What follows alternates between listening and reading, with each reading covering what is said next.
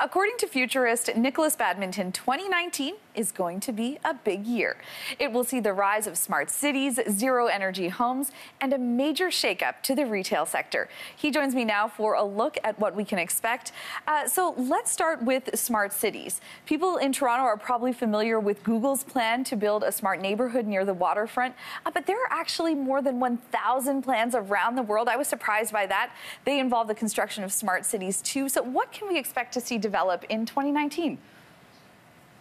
Yeah, I think that more people are going to be in smart city infrastructure, thinking about putting more sensors into the city, collecting data, and ultimately building programmable cities that can run more efficiently and provide better services to the citizens within them.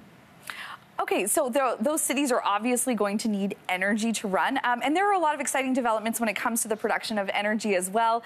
So from homes with no power bills to technology that can capture carbon pollution and convert it into energy. So how will this all change the way we live in the next year?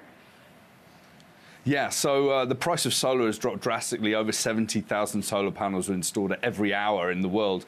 And people are going to start to look at their own homes and start to think about living more of an off-the-grid energy sort of existence. And that's going to be really good for the pocket, but also for communities that are ultimately going to be able to share energy from house to house. And I think that that's going to be experimented with a lot during 2019. So do you see a future where that sort of becomes the norm then? And is this the beginning of that? Yeah, absolutely. I think in the next sort of 5 years, we're probably going to see more subsidies coming in. We're going to see the energy companies starting to loosen up and really empower the people on the grid so that they can actually feed energy back into the grid as well as generating all the electricity that they need. All right. Okay. Well, speaking of people, we've seen a lot of changes to the retail sector, a lot of automation. You say the future has big plans for the retail industry. What kind of big changes are on the way?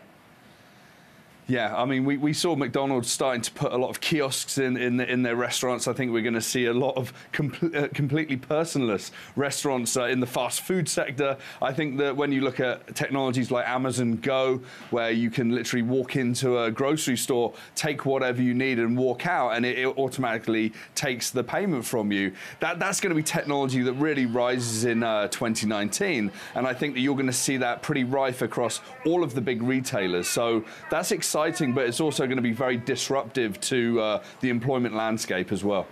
It certainly is. Do you think a lot of companies are going to factor that into their decisions? Like, how is that going to all work out?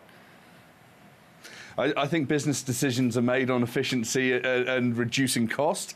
I think the people at the top of companies thinking about employment are going to try and reduce the amount of people in the workplace. Now, a really smart company is going to think about how people can be redeployed for really good customer service. So I think the smart companies are going to still actually invest in humans as being part of the infrastructure, and those that completely go autonomous are just going to be low cost, low value sort of, retail and restaurant systems.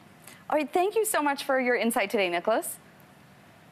Thank you. That was Nikolas Badminton and joining us. And to see more of Nikolas's future insights, please check out our website, yourmorning.ca.